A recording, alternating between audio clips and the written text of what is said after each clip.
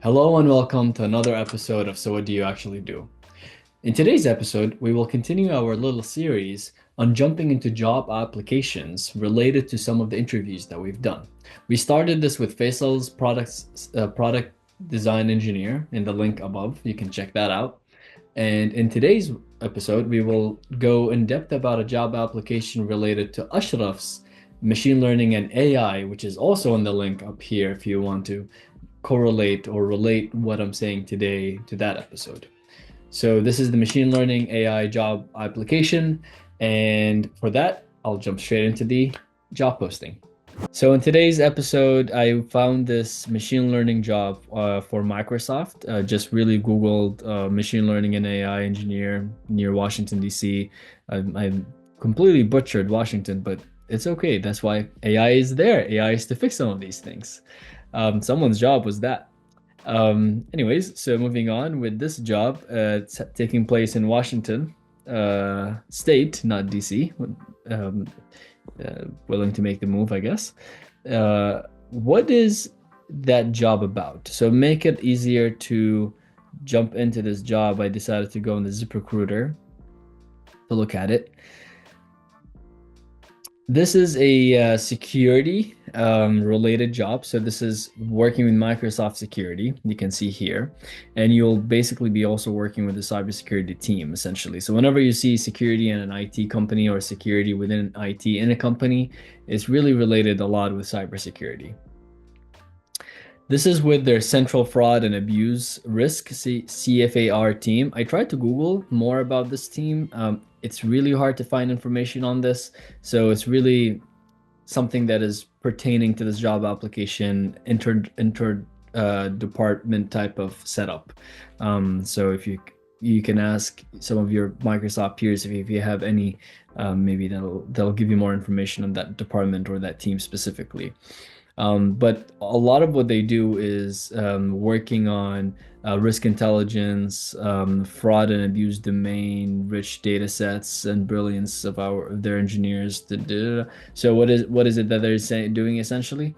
There's a lot of risk and fraud, and they are trying to combat that through artificial intelligence solutions and fraud mechanisms to make sure that they're not filtering or infiltrating into Microsoft systems.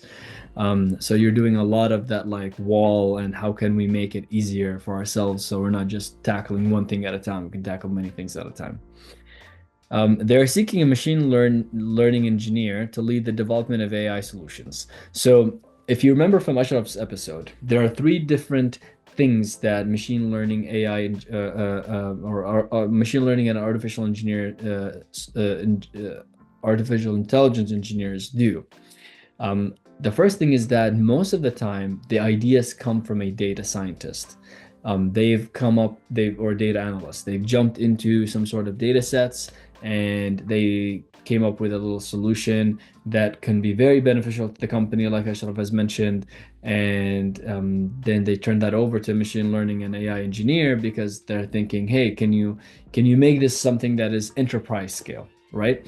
And the main thing is they would take that, initial solution, they would optimize it to fit into an enterprise scale, and then they would have to make sure that it takes on live data, and lastly, that it can scale up, and to what potential or to what extent can this be scaled up.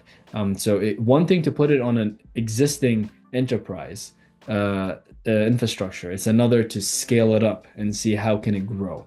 And this is where the engineering disciplines come into place. So I want to say this in the beginning because, again, Ashraf's video really dives more in depth into this. So check it out if you have the chance. But really on this one, this job mentions a lot of these things that were mentioned in the interview. So I'll jump straight into the responsibilities.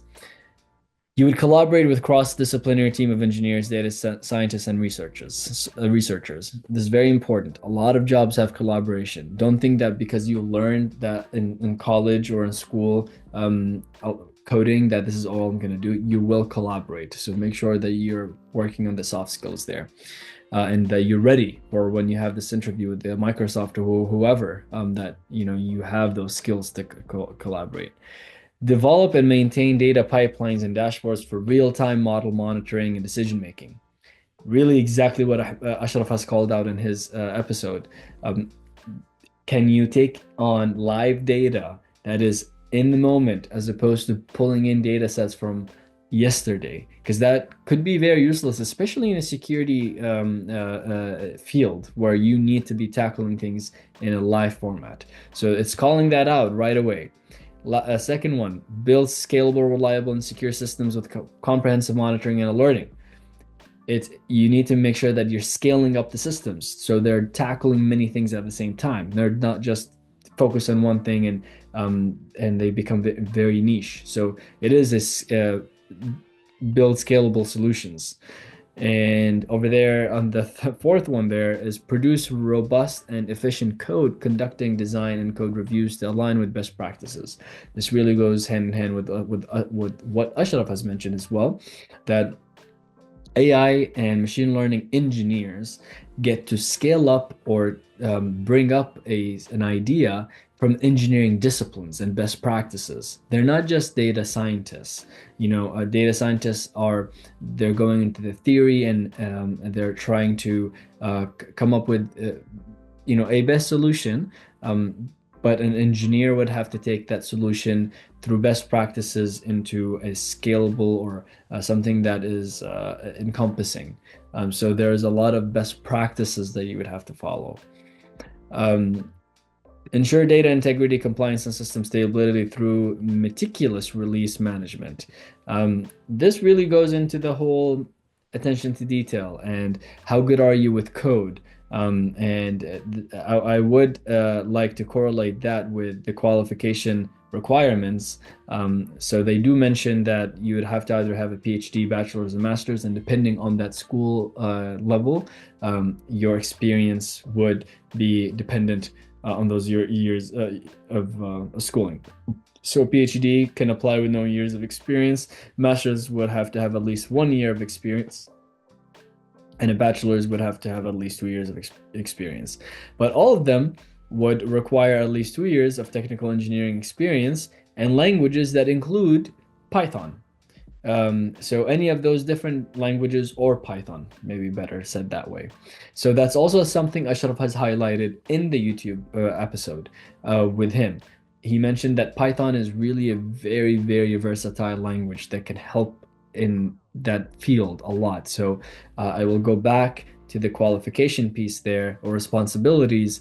The data integrity, compliance, and system stability, you would have to know how to code in that language to have system stability.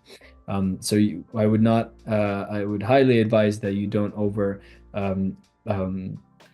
that people don't misunderstand or take that for granted, that knowledge of the language is crucial. One other thing that they mentioned in the requirements is 2 years experience in data science or big data processing. In Ashraf's episode also, he did say that his background was in data science or data analyst in the beginning, and then he leveraged himself into machine learning and AI. So those things go hand in hand. You understanding the beginning so you can go and understand the end, or tackle the end in a separate job. It helps a lot to have that background information. Matter of fact, in this job posting, it's a requirement. It's not even a preferred. So this is what that means. Again, highly recommend to check out the Ashraf episode because it really correlates with this job posting a lot. And this is where we want you to take this episode, empower yourself with the knowledge that you can to take on interview questions and know how to even apply for jobs like this. Very lastly, this job goes ahead and talks about the salary. It goes from 100K almost to 200K. Obviously, depending, New York and California would have a higher base pay, but this shows this is a machine learning job, but they did not put in there the seniority level. This could become a senior level or it could be a junior level. And the 100K of difference in salary really shouts that out. So your experience in how many years of experience you've had after bachelor's or PhD or master's and your work really is so important. And if you remember in the episode as well, Ashraf talks about a portfolio that helps you bring yourself out there. It's very important that you have a portfolio of work you've done with machine learning and AI, because then employers will understand, okay, your your GPA is this much, your experience is that much, but we want to see something tangible that we can toggle around with, and it tells us that, oh, okay, this person is good. So if you're interested in a cybersecurity role like this one, might as well start creating those type of things in your portfolio to tackle security topics. Um, I hope you like this episode, and it's shot on March 23rd, and this role is coming out, expiring on the 26th of March, a couple of days here. I hope we release this episode before then, but most likely not. But nonetheless, there are a lot of posts like this in the world, and highly recommend that you keep an eye out. And before I end this episode, there are preferred additional qualifications. Sometimes looking at those means that they are almost required, but they're just putting it preferred. If there's a huge volume of people applying, they're going to most likely go into the preferred and start checking people off if they have it or not. So I will just talk a little bit about one of them here. Experience with cloud computing platforms such as Azure or AWS. These are certificates that you can take on, and this is what we try to emphasize in this channel. Sometimes you have to take routes that require certifications outside of education or education of choosing. So you are choosing to study these things that might not be covered in your schooling. And over here, experience with machine learning infrastructure, including job schedulers and big data storage. Databases are one of the most crucial elements of machine learning. So Ashraf talks a little bit about that through an example at Carmax in my interview with him. Last but not least, we hope that you have liked this episode, a little bit of what the job application correlating with one of our interviews mean and how you can use it to empower your preparation and readiness for applications like this. And we hope that if you have any questions, to drop it in the chat, or if you want us to put a new application that of your interest, we'd also like you to put that on the chat. Have a great rest of your day.